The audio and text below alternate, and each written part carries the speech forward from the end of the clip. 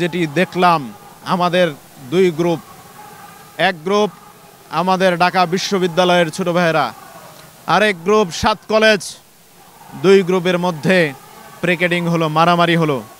আমরা বলতে চাই এই দুইটা গ্রুপই আমাদের ভাই।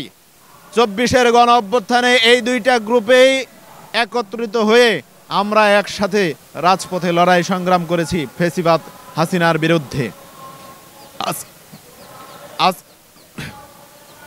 আজকে হঠাৎ এসে আমাদের মধ্যে বিভাজনের কারণ কি? এই যে তারা টানা 4 ঘন্টা আন্দোলন করলো, সংগ্রাম করলো, 4 ঘন্টা প্রিকেটিং করলো, নিজেদের মধ্যে মারামারি করলো, কেন এই মারামারি হলো? এর আগে 5 ঘন্টা তারা রাস্তা অবরোধ করে রাখলো, টোটাল 9টা ঘন্টা তারা এই কাজগুলা করলো। কিভাবে করলো?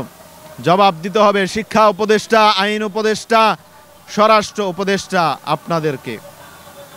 এই 3টা মন্ত্রণালয়ের দায়িত্ব ছিল তাদেরকে আন্দোলন থেকে ফিরিয়ে 9 ঘন্টা পূর্বেই তাদের সাথে আলোচনার টেবিলে বসা। কিন্তু আমরা দেখতে পেলাম আপনারা ঘুমিয়ে গেছেন। আপনারা ঘুমিয়ে গেছেন কেন? আপনারা তো তামাশা দেখার জন্য এখানে বসেন নাই। আপনাদেরকে তো বসানো হয়েছিল এই রাষ্ট্রকে সুশৃঙ্খলভাবে সুন্দর একটি বাংলাদেশ নির্মাণ করার জন্য, সুন্দর একটি রাষ্ট্র নির্মাণের জন্য। কিন্তু দেখলাম আপনাদের চোখে মুখে ঘুম। কারণ কি আমরা জানতে চাই, আমাদের ঐক্যবদ্ধ এই শক্তিকে কেন ঐক্যবদ্ধ আপনারা রাখতে চাচ্ছেন না? কেন আমাদের ঐক্যকে বিনষ্ট করতে চাচ্ছেন? আমরা আপনাদের কাছে জানতে চাই। ঢাকা কলেজের শিক্ষার্থীরা, 7 কলেজের শিক্ষার্থীরা, ঢাকা বিশ্ববিদ্যালয়ের শিক্ষার্থীরা সবাই আমাদের ভাই। আমরা একসাথে ফ্যাসিস্ট হাসিনার বিরুদ্ধে লড়াই করেছি। হাসিনাকে পালিয়ে যেতে আমরা বাধ্য করেছি, আওয়ামী লীগকে ক্ষমতাচ্যুত করেছি। আজকে আমাদের মধ্যে বৃহত্তর স্বার্থে ঐক্য থাকবে, সেই ঐক্যকে কেন আপনারা নষ্ট করছেন? তাদের যে কোনো দাবি দেওয়া থাকতে পারে, সেই দাবি দেওয়া নিয়ে আপনারা আলোচনার টেবিলে বসবেন। সেই আলোচনার টেবিলের মধ্য দিয়েই একটি সিদ্ধান্ত আসবে যেটা সবার জন্য কল্যাণকর হবে। আমরা চাই আলোচনার টেবিলে বসুন, কিন্তু আপনারা আলোচনার টেবিলে কেন বসলেন না? আপনাদেরকে এই ব্যর্থতার দায় নিতে হবে। যে কোনো ধরনের বিশৃঙ্খলার দায় আপনাদেরকে নিতে হবে।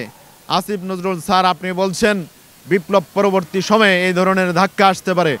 আমি আপনাকে বলছি স্যার, আপনি রাতের 1টার সময় কেন গেলেন?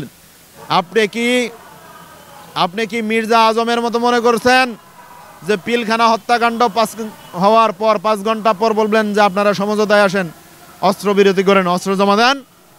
কেন এই ধরনের নাটক করছেন?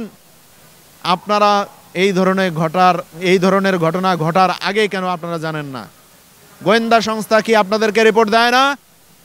আমরা আপনাদেরকে প্রশ্ন করছি, নাকি আপনাদের কর্ণপ্রহরে পৌঁছে না? কোনটা? কেন আমাদের ভাইদের মধ্যে বিভাজন হবে? তাদের যৌক্তিক দাবিগুলো আপনারা মেনে নেবেন, অযৌক্তিক যেগুলো মনে হবে, যেগুলো অযৌক্তিক রাষ্ট্র যেগুলো মেনে নেওয়া সম্ভব না, সেগুলো তাদেরকে বুঝিয়ে শুনিয়ে মাথায় হাত দিয়ে, পিঠে হাত দিয়ে, যেভাবে তাদেরকে বোঝানো যায় সেইভাবে বোঝাবেন। কিন্তু আমরা দেখতে পেলাম তার ভিন্ন চিত্র। আপনারা তাদের সাথে বসতেই পারেন না, তাদের সাথে কথাই বলতে পারেন না। কেন আপনাদের এই আচরণ? এই ধরনের আচরণের জন্য, দ্বিচারিকা আচরণের জন্য আপনাদেরকে তো এই রক্তগঙ্গার উপর দিয়ে 24-এর গণ অভ্যুত্থানের পরবর্তীতে আপনাদেরকে সরকারে বসানো হয় নাই। আমরা চেয়েছিলাম আপনাদের হাত দিয়ে একটি নতুন বাংলাদেশ বিনির্মাণ হবে, কিন্তু সেই স্বপ্ন কেন আমাদের ভেঙে দিচ্ছেন আপনারা?